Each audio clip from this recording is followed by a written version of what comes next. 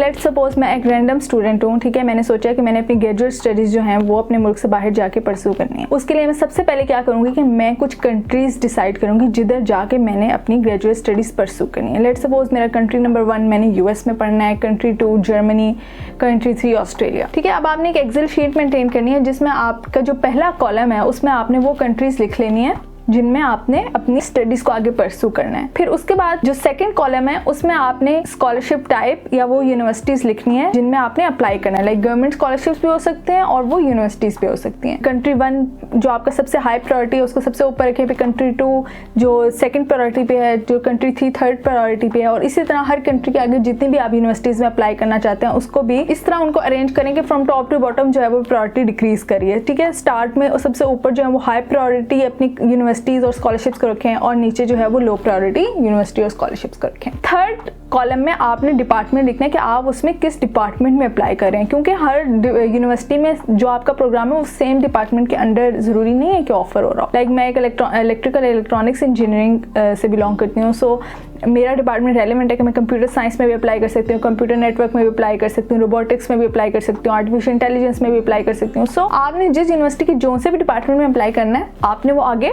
Third column में वो department mention करना है। फोर्थ कॉलम में आपने उस डिपार्टमेंट की रिक्वायरमेंट्स लिखनी है ताकि आपको एग्जैक्टली पता हो कि इस यूनिवर्सिटी में इस कंट्री में क्या क्या रिक्वायरमेंट्स हैं। लाइक देखें इधर मैंने जो है एक जस्ट रैंडम सी चीज़ें लिखी हैं आप लोगों को शो करने के लिए कि देखें जो मैंने पहली रो में जो मैंने यूनिवर्सिटी लिखी है उसमें आइल्स या टोफल दोनों में से भी कुछ चाहिए और उसके अलावा उसमें GRE भी चाहिए, 3 रिकमेंडेशन लेटर भी चाहिए और उसमें एक रिसर्च प्लान भी चाहिए, ठीक है। बहुत ही कॉम्प्रिहेंसिव किस्म की उनकी रिक्वायरमेंट्स हैं। तो इसका मतलब है कि इस एप्लीकेशन को प्रिपेयर करने के लिए आपको अच्छा खासा टाइम चाहिए। उसके बाद आपने लिखना है कि उधर जो है ग्रेजुएट स्टूडेंट्स के लिए जो एडमिशन है वो कब ओपन हो रहा है, उसकी क्या डेट्स है, ठीक है। लाइक इधर जो है 30 अक्टूबर से 15 दिसंबर के बीच में एडमिशन जो है वो ओपन है। और फिर लास्ट में आपने वो प्रोफेसर्स लिखने हैं जिनके काम में आप इंटरेस्टेड हैं। फर्स्ट करें अगर तो गवर्नमेंट स्कॉलरशिप है फिर तो जाहिर सी बात है इस कॉलम की जरूरत नहीं है, लेकिन अगर आप यूनिवर्सिटी के अंदर अप्लाई करें तो फिर ये भी कॉलम बहुत इंपॉर्टेंट है कि आप इन प्रोफेसर्स के काम में इंटरेस्टेड है क्योंकि या तो आपको इन प्रोफेसर्स को सेपरेटली कॉन्ट्रैक्ट करना पड़ेगा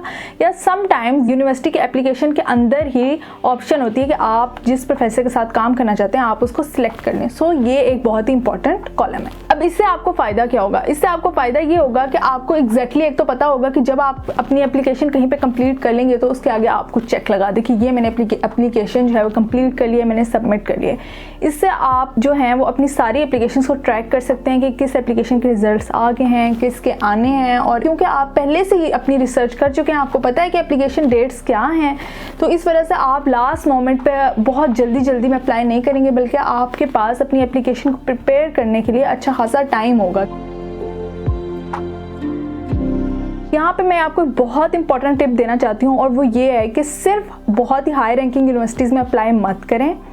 मिडिल रैंकिंग और लो रैंकिंग यूनिवर्सिटीज़ में भी ज़रूर अप्लाई करें ताकि अगर आपका हाई रैंकिंग यूनिवर्सिटी में नहीं भी होता तब भी आपका किसी मिडिल रैंक या लो रैंक यूनिवर्सिटी में हो जाए। क्योंकि मास्टर्स और PhD के लिए यूनिवर्सिटीज़ जो हैं उनकी रैंकिंग इतनी मैटर नहीं करती, प्रोफेसर्स की रिसर्च और आपकी जो रिसर्च आप कंडक्ट करेंगे अपनी ग्रेजुएट स्टडीज़ में वो बहुत ज़्यादा इंपॉर्टेंट है, ठीक है। अगर आपके प्रोफेसर जो है उसकी रिसर्च बहुत अच्छी है, बहुत हाई क्वालिटी पेपर्स लिखे हुए हैं उसने, सो आई वुड प्रेफर कि आप उसके पास जाके रिसर्च करें बजाय इसके कि आप बेशक किसी बहुत हाई रैंकिंग यूनिवर्सिटी में किसी ऐसे प्रोफेसर के पास चले जाएं जिसकी कोई रिसर्च एक्सपीरियंस नहीं है, जो बिल्कुल ही मैनेजमेंट की साइड पे और आपकी हेल्प ही नहीं करेगी रिसर्च में। इधर मैं आपको एक और भी बहुत ज़्यादा इंपॉर्टेंट टिप देना चाहती हूँ और वो ये है कुछ जाहिर सी बात है आपकी बहुत ही हाई प्रायोरिटी एप्लीकेशन होगी, वो वाली यूनिवर्सिटीज़, वो वाले स्कॉलरशिप जिसमें आपका बहुत ज़्यादा दिल है कि आपका एडमिशन हो जाए और आपको स्कॉलरशिप मिल जाए,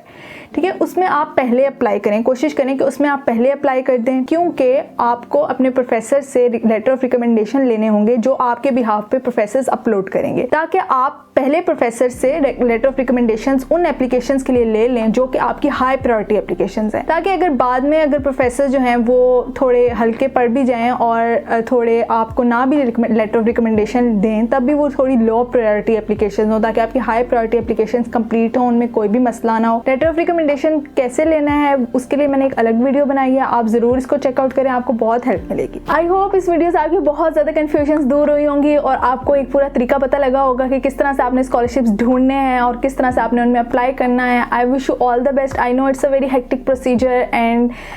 it's a very time consuming procedure and it's very nerve wracking procedure, but I wish you all the best and I advise you to never give up, and inshallah you will find a very good scholarship for you. So if you like this video, please give it a thumbs up and share it with your friends, and don't forget to subscribe to our channel and keep learning with Nasir and Fatma. Bye bye.